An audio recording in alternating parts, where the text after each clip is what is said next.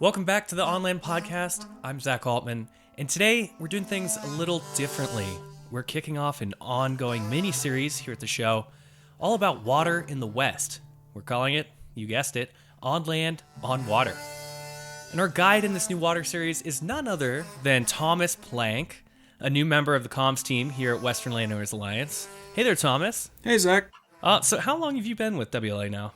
I started with WLA in May of this year, so a little over 6 months, which means I have had just the right amount of time to realize how deep the water world actually is.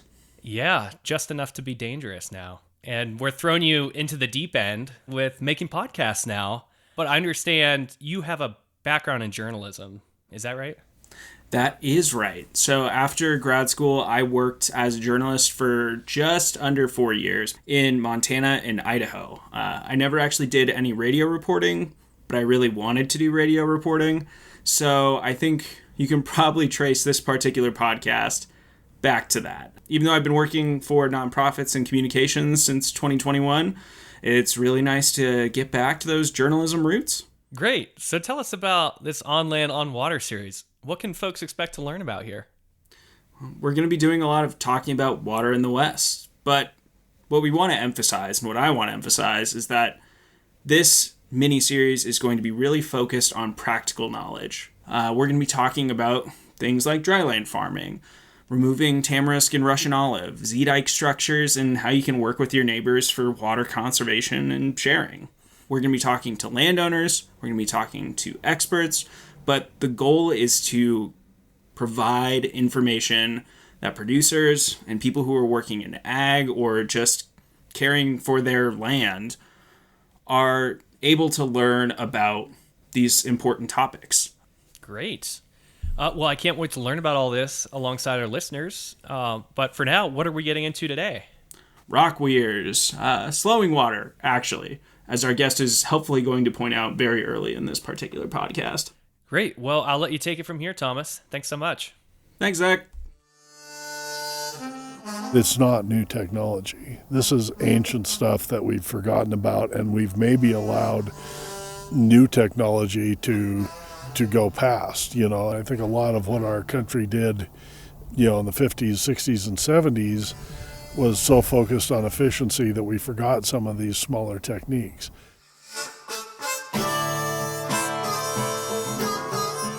Today we are diving into a topic with plenty of ripple effects, rock weirs. Just one way to slow down water and reduce erosion on the landscape.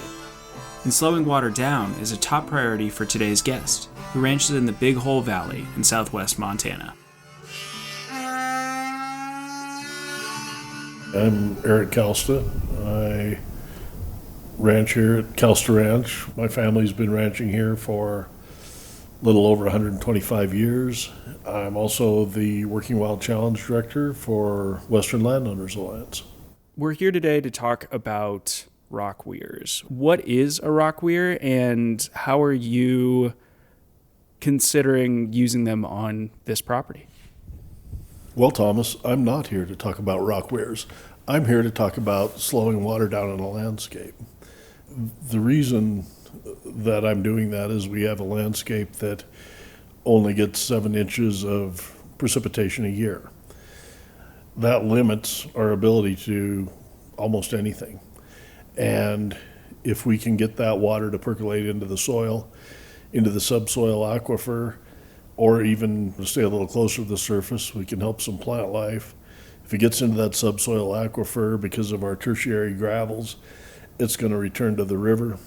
Returning to the river, it'll come in cold, about 50 to 60 degrees, and that cold water will support the fishery, which means I will have less problems dealing with the sporting community who are constantly worried about their fish. And we also want to support that fishery because, well, we enjoy it. And we've been enjoying it for a long time. So I guess to back up, we should start with where exactly are we right now? Sure. We're in the Big Hole River, and I think they'd call us the lower Big Hole. I'm always a little confused, even living here, where all the lines are drawn. But we are between towns of Glen and Melrose on the Big Hole River. Currently, as the river comes past us, it is generally running south. It'll take a large bend and turn east and then northeast before it intersects with the Ruby and the Beaverhead to become the Jefferson.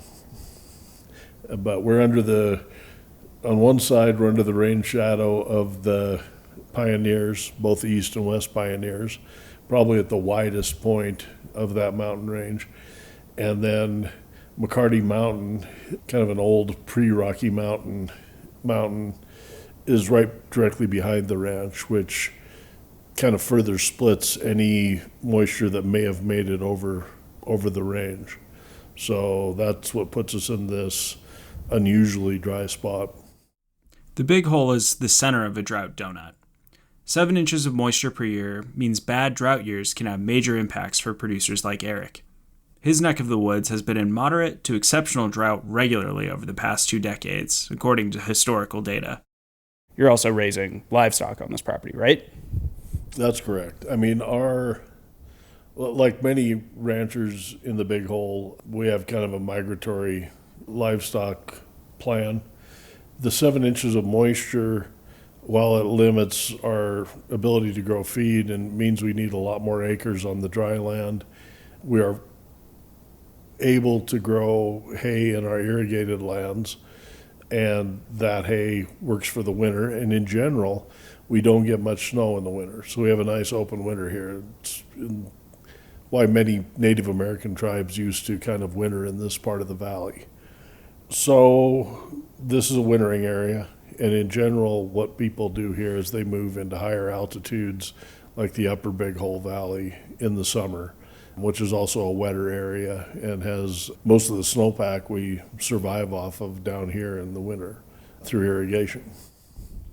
And with that aspect, slowing water down becomes even more important, not just for the health of the watershed, which is, as you said, very important to you personally and for just the general health and well-being of this area, but also for your own crops and livestock. Yes, less important for the crops, but I think in the future, the importance of slowing water on the landscape will increase even for our crops.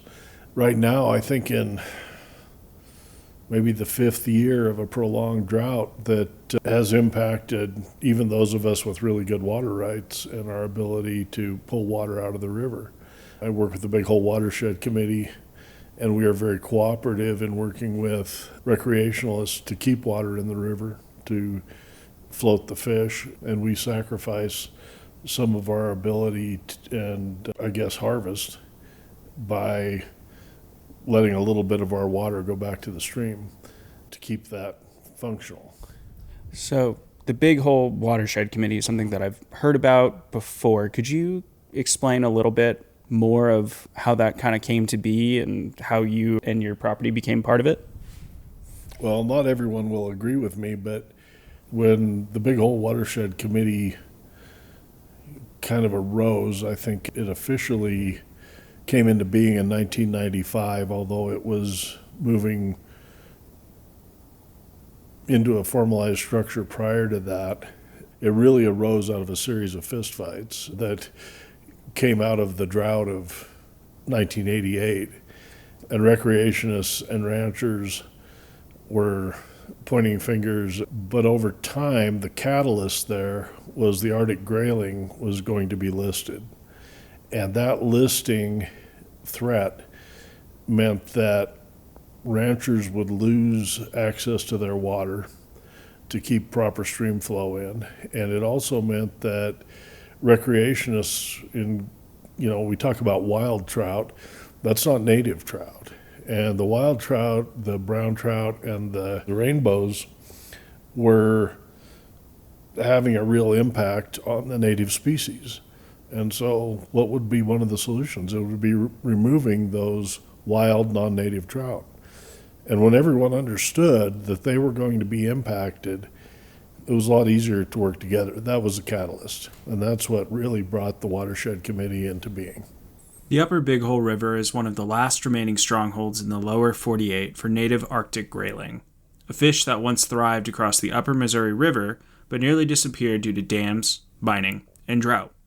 To turn things around, the committee, which is made up of ranchers, conservationists, and state and federal partners, secured the Upper Big Hole Candidate Conservation Agreement with Assurances, CCAA, in 2009.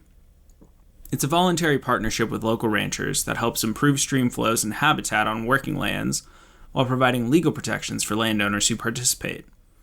Today, 31 ranchers are enrolled, covering more than 160,000 private acres that are working on irrigation upgrades, riparian restoration, and maintaining flows to support grayling recovery. For more on this, check our Arctic grayling episode of Working Wild University. We'll link that in the show notes. Okay, back to rock weirs.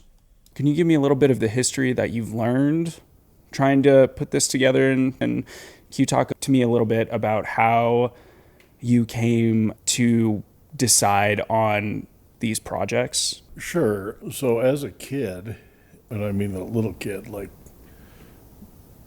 4 years old to probably 8 or 10, my daycare in the summer was with my grandfather, and we would go flood irrigate one of our small upper ranches. Those lessons, watching how water ran, watching how it absorbed into the soil, those all kind of impacted my thought process. So by the time I got into my teens and I experienced a few flash floods on the ranch, we call them gully washers, I began trying to actively slow water down. And I had talked to no one about this. I knew nothing about it. My dad would not give me any resources to do it, but if he parked a loader down on the lower ranch when I was down irrigating, I'd sometimes run up the draw and try to build a dam or do something that I thought might work. And over time, what I have done has not become less crude, but it's become easily replicable. And the reason we find ourselves talking about rock weirs a lot is because, and you'll see when we get out on the landscape, that's the readily available material.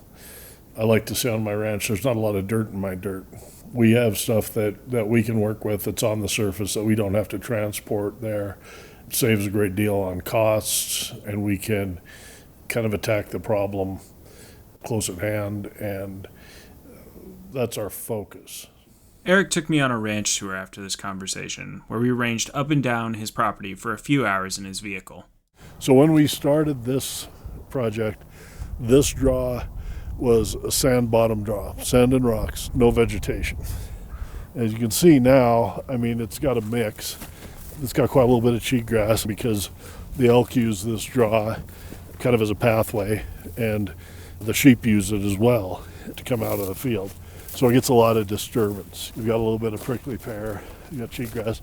We have some Indian rice grass. We have a few other things in here that are showing up. What's interesting here is that the volume has changed, and now we're up in that 400 to 500% more biomass than we had before. They're just building a rock wall across the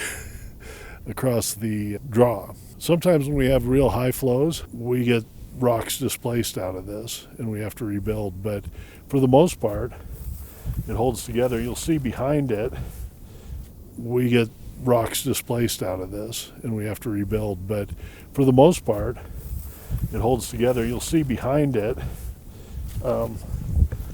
Wild Rockies Field Institute, they harvested some ryegrass seed, mixed it with some wool, and they put some in here behind this weir, and they put a lot in other places higher on this hill that hopefully will get the ryegrass started and start out competing the cheatgrass, which has been the most effective way for us to deal with it on these small patches.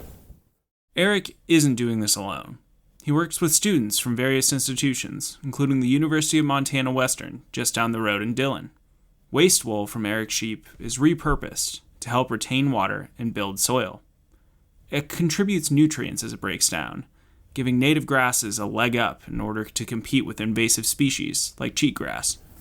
Now, as we go up through here, you'll see like this weir here. I came up here with a backhoe and took a couple scoops out behind him and built small sediment pits. And you'll see where, things are dropping out. The different weeds are in there. They're gray. They're starting to build up. The volume of grass is increasing as well.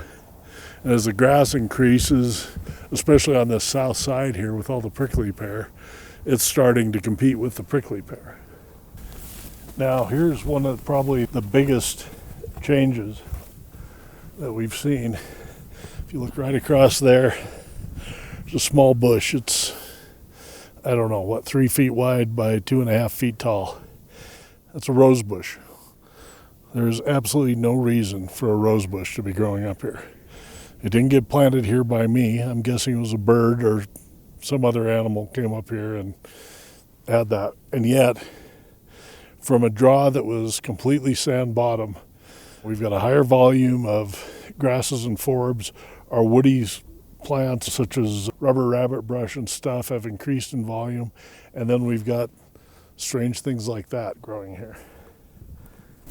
So we're seeing a transition, and that speaks to the fact that we're keeping more water in this draw. There are a lot of rock weirs, somewhere around a half dozen or more per gully in this part of the ranch. They don't look like much, and I wouldn't have spotted them or expected they were weirs had Erik not pointed them out. A foot or two tall, they're just a line of rocks stacked together like a little stone wall, waiting for their chance to slow down the water and build up the soil. And you'll see as we go up these draws, and this is important, as the gradient increases, the number of weirs has to increase. And remember, the goal isn't to hold the water back. It isn't to create ponding. It isn't to create little lakes. It is simply to slow it and drop out sediment. That slowing allows the soil pores to open up. It allows them to get wetted enough to allow water penetration. And let's see, I'm looking for one more spot up here. Oh, it's right there. So what we're looking at here is a natural weir. Those big rocks, they were just there and things eroded out around them and below them.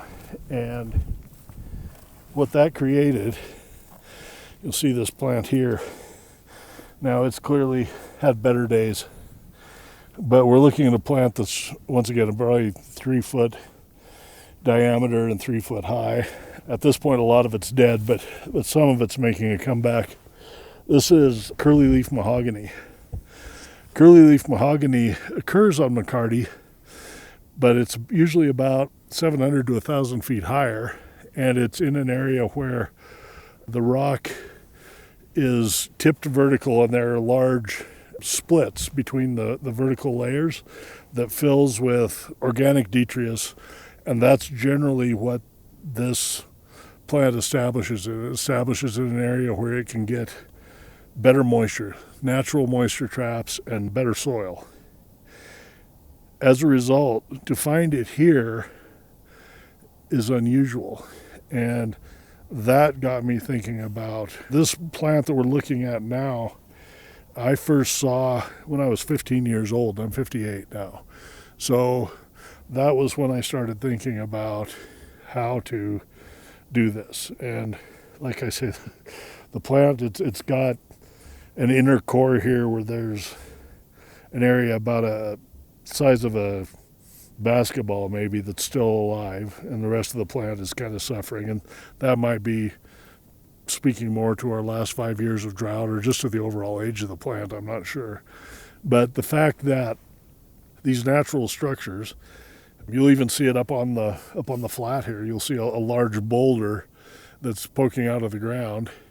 And on the northern side of it, I think probably between dew collection because of the temperature variability and what else it's blocking, you'll see a gooseberry bush, out here among the cactus and prickly pear.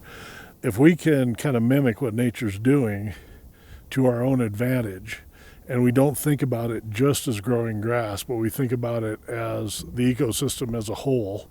We also have to think about it as, this is not something that is going to change things this year. We have to think in terms of decades. We can make changes that will offset some of the impacts of climate change. Pretty big stuff just from moving a few rocks into a gully, or rather having children move a few rocks into a gully. Yeah. Well, I've moved quite a few myself, but yeah, I prefer having the children do it. But this is a really low-tech solution, or I don't know if I'd call it a solution perhaps, but it's a very low-tech problem-solving tool that's available to people if there's rocks around, pretty much. I mean, and you have to think about it. If we're having a rose bush show up, we've got water closer to the surface. If we put in more of these, or if we have a wetter year, will we have a spring seep? If we have a spring seep, what are the logical outcomes? Well, we know that it will help at least small game, probably help bats, help birds, could help big game, depending on how much water we see moving through this landscape. And then, it's change over time. That's really what we're looking for, is change over time. And I don't want to say it's a climate change solution or anything like that. What I want to say is it's a range changing solution. It's a impact mitigation. It has helped to our entire system on the ranch. But also, and we're hoping to prove this because we work with Montana Bureau of Mines and Geology with a lot of well work and trying to track where water's moving. We're hoping that we can show that we are bringing more water back all the way down 3/4 or a mile away or more to that riparian area that everyone loves so much. Nobody loves the cactus, but that's where it starts. So we can kind of see how this can change the look of an area. Rosebush, more woody bushes, curly leaf mahogany, things that you normally wouldn't think of being in this kind of rocky, cactusy range. But what are some of the pitfalls of doing work like this that you've run into? Is there anything that you think people should be aware of before considering adding weirs into rangeland gullies? Or is there anything that you wish that you had known before you started this? I think having a good knowledge of how water flows and cuts, and I think Zeedyke speaks to that really well. Bill Zeedyke is a legend if you're interested in slowing water down on the land. We'll get into his namesake structures and how they work in a later episode. But understanding your soil and your landscape and the ability of your landscape to absorb water. There are places where, for instance, if you put a bunch of pits in the ground and absorbed a lot of water, you could cause ground to move. You could cause a slide. That's why I'm sticking to such small structures. Small impacts over a long time is really my goal, because you could spend a lot of money and have heavy equipment come up here and do that. But A, this land doesn't bounce back from that kind of scarring very well. And B, you could cause more problems. We've seen dirt dams out in eastern Montana and central Montana, that were put in 40, 50 years ago that have all washed out or been torn out, largely because of some of the engineering failures. So build something simple. If the engineering failure is that the water came too fast and knocked a few rocks over, either you can move that structure or you can put a few more rocks back. I like the simplicity of it. Right now we're looking down the draw towards the rest of the Big Hole Valley, but most of these weirs are 20 to 30 feet across at most, and maybe 2 to 3 feet wide at their greatest width. But this is not, you don't need an engineering or an architecture degree to complete one of these. No, and most of them are a couple feet high. We're not building dams. We're just slowing water. You don't need to retain water. You just need to slow it down so it can seep into the soil, and then Mother Nature does the rest of the work herself. And so whatever drops out will change the soil behind it. and allow for better penetration. It's a compounding effect. I think, Eric, from what I'm getting for your philosophy of rangeland management is small things, long time, but also regularity and understanding what you're working with are more important things than, just going out and building a dirt dam because you think that's going to stop water might provide. Well, yeah, and I've got, 50 some years of experience watching this landscape and 40 years of victories and failures in these little projects. And so my focus has become on the ones that I can see positive results. The light grass there, the light colored grass, that's all cheatgrass, and those are all elk trails they've disturbed the hell out of that coming out of the fields, and then the cheatgrass moves in. So, a lot of our focus is trying to get another grass that'll outcompete, started at the top of the hill, that will seed downhill. But this little draw we're looking at here, where this cheatgrass is down the bottom, there's another sediment capture there. And then as you look up the draw, you can probably see a couple of little rock weirs as you're working your way up. And then as you get farther up, you just look for woody vegetation, and that'll be growing behind nearly every weir. And in all these little draws, we have at least a couple little weirs. And most of these were done between 2012 and 2016 in this area. So they're fairly mature, and we're starting to see changes that they have made. And now that has been where our elk herd has expanded, and we're now seeing more of the cheatgrass come in. So we're trying to come up with ways to mitigate that. An important thing here is weirs aren't just for rivers. Weirs are also for draws and gullies that are dry most of the year, but then in large rains are meant to slow sedimentation and otherwise. And I mean, that's a very clever way of using this kind of technology. And is this something that you came up with, or is this something that you learned from others, or how did you come to actually put rock weirs in gullies? That's the funniest thing. Everybody always says, oh, it's so innovative. And it's like, they were doing this in the Negev Desert 6,000 years ago. They were doing this in Nigeria 4,000 years ago. Bill Zedike, who has written a nice book and has a lot of nice things to say about it, and has some of his structures, which are not like mine, are absolutely beautiful, like a Zuni bowl, for instance. But it's not new technology. This is ancient stuff that we've forgotten about, and we've maybe allowed new technology to go past. I think a lot of what our country did, in the 50s, 60s, and 70s was so focused on efficiency that we forgot some of these smaller techniques. You go to eastern Montana and you'll see a lot of partially washed out earthen dams in draws that were put in by the Soil Conservation Service, 30s, 40s, 50s. And, whether it was structural failure of drains or what caused the failures, the idea is not dissimilar. And the fact that my focus, especially on the steep ground, is permeable structures, that's mostly for their survivability. We'll go to a spot here in a minute. It was one of the first areas I did on this part of the ranch, and I often say that the best way to do this is with child labor.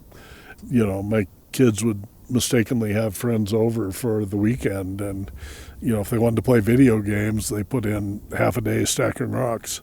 And it's very effective, but you run out of child labor eventually, and then you have to figure out how you're going to do it after that. You also work with Montana Western, which is the university down in Dillon, and have students up here pretty regularly working on projects on your property. Is that right? Well, we have a lot of educational things with Western and with Montana State as well.